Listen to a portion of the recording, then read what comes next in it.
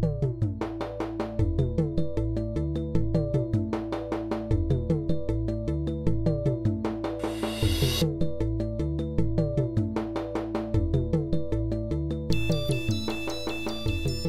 again everyone, welcome back. Today I'm reviewing a new premium cigar from Altadis. This is the newest edition from Montecristo. This is the Montecristo Epic Premium Selection 07. This is reportedly the best Montecristo ever made. This is the Toro version, 6x52. There is the band, very nicely done. There is your density. Nice dense cigar. And it is actually triple capped. Can you see that? Alright, a little bit about this cigar and we'll move right along. A special team of the most skilled and accomplished cigar bakers were put together for the Montecristo Epic. They were called the Grupo de Maestros. This cigar uses vintage 2007 tobacco. The wrapper is a select Ecuadorian Habano. The binder is Nicaraguan, and the filler is a special selection of vintage Nicaraguan and Dominican tobaccos. Comes in three sizes: Churchill 7x56. Toro 6x52, we are reviewing that today, and the Robusto 5x52.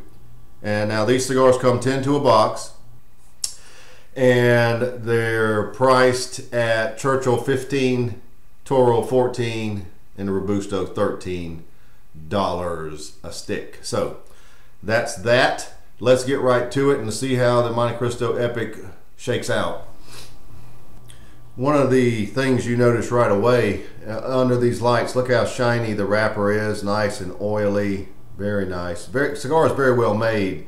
If you notice when I turn it, it's no bumps, veins, what have you. It's very, very well made. So let's get out the old Zycar and get busy.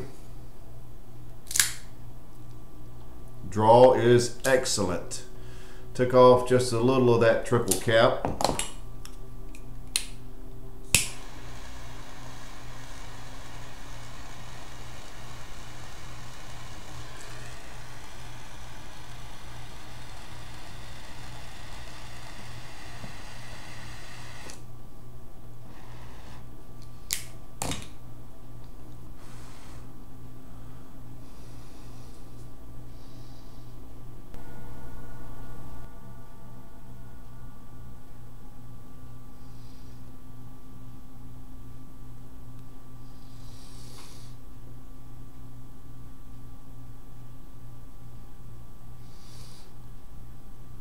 Right at the very first, I get leather, some coffee notes, cedar.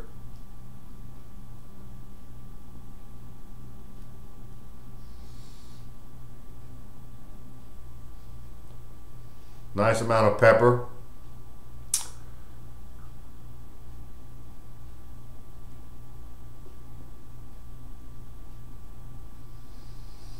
Hints of citrus.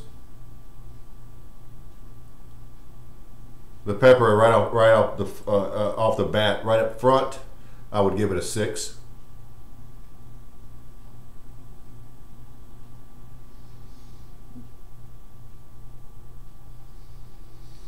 Those are your initial flavors, and the cigar is drawing very well. I will let it sit for a minute. There's quite a bit of breakdown of the initial flavors, quite a bit of leather. Lesser amounts of coffee, decent amount of cedar, decent amount of citrus, and a very good amount of pepper. So that's how we're starting off. I'll be right back as soon as it settles down.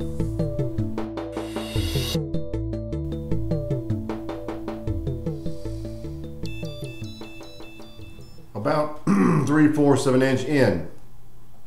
And the flavors have indeed settled down, and they're a little different than what I initially told you. What I'm getting now is pretty much a sweet pink grapefruit, call me crazy, a toasted cream, a very toasted cream combining with that citrus, which I'm defining as a pink grapefruit, and it's sweet. The leather is still there and the coffee notes are still there. In a lesser amount, now that things are a little more balanced, you get all those 4 flavors in somewhat of a balance. Pepper is still the same. The finish is a little odd in that it starts out as a sweet cream. As it goes longer, it morphs into a semi-sweet almond, raw almond. So that's how we are. As far as lingering pepper on the finish, there is a little, but not significant. So that's where the flavors are now, and that's quite a change from the initial flavors. And now we're at the, call it an inch, okay? Call it in 1 inch. So I'll be back as soon as something else changes. I would call the cigar medium bodied right now. I actually expect that to change, but we will see. So let's just wait around.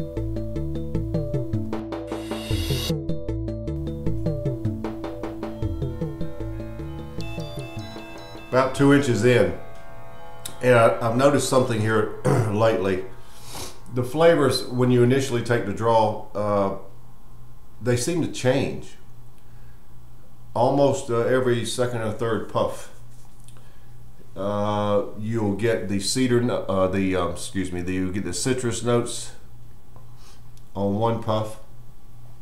You'll get cedar notes primarily on another puff.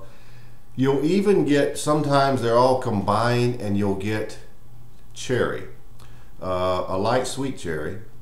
And there are also at times you get a buttery flavor, a buttery notes. The cigar is showing signs of a little richness, and that's where the buttery notes would come in. The leather notes are a little more prominent again. The coffee is sort of there, but it's not as obvious as the leather. And the finish is very much more of a sweet cream, primarily. But the cigar makes changes, and it makes them periodically, not something that changes and stays. So it's a little odd, it's a little nice too.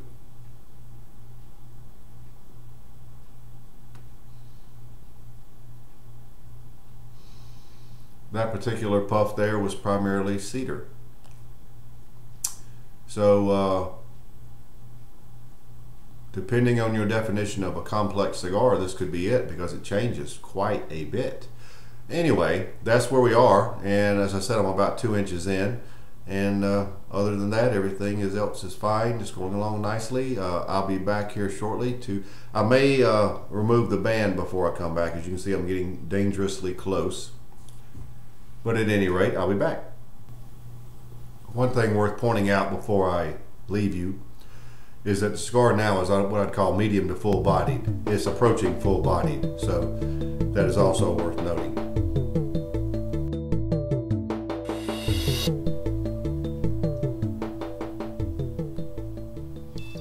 Well, as you can see, I've removed the lower band. I've only got a couple inches left. The cigar very much now, the changing has stopped.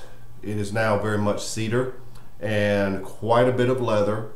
The leather is leading the cedar. You get the cedar notes initially, and then the leather just takes over. The coffee, I would say, is gone. It was, as you noticed in the last segment, it had decreased, and now I would say it's out of the picture altogether.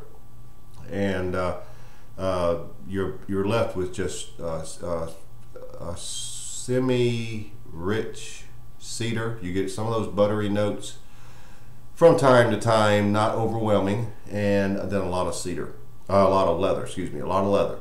The pepper is still about the same. It's about a 6, as we said before. Your finish is pretty much cream, and I'm still getting hints of those raw almonds, but primarily a sweet cream. So that's where we are. 2 inches left. And I would call this cigar full-bodied now. It is definitely full-bodied. It has made that transition.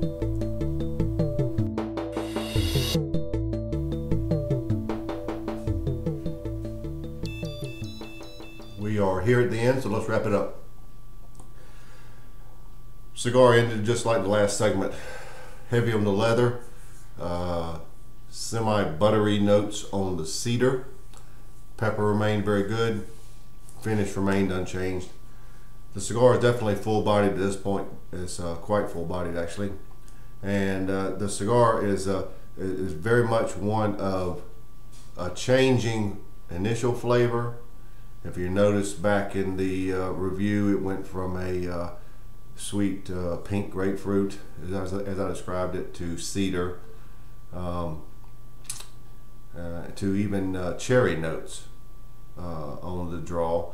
All along, the leather was there. It intensified as the cigar went along. Here at the end, it was quite prominent, and the cigar wound up being full-bodied. I would call this a very good Montecristo. Again, those of you who like leathery cigars will find this one to be quite enjoyable. The buttery cedar at the end, for me, made it a nice cigar, even though it was heavy in leather. So that being said, the Montecristo Epic 07 gets a score of 90. These should be on shelves now, and again, if you like leathery cigars, try this cigar. It is not an inexpensive cigar, but you know that from the previous segments. So try it and let me know what you think. Montecristo Epic 07, 90.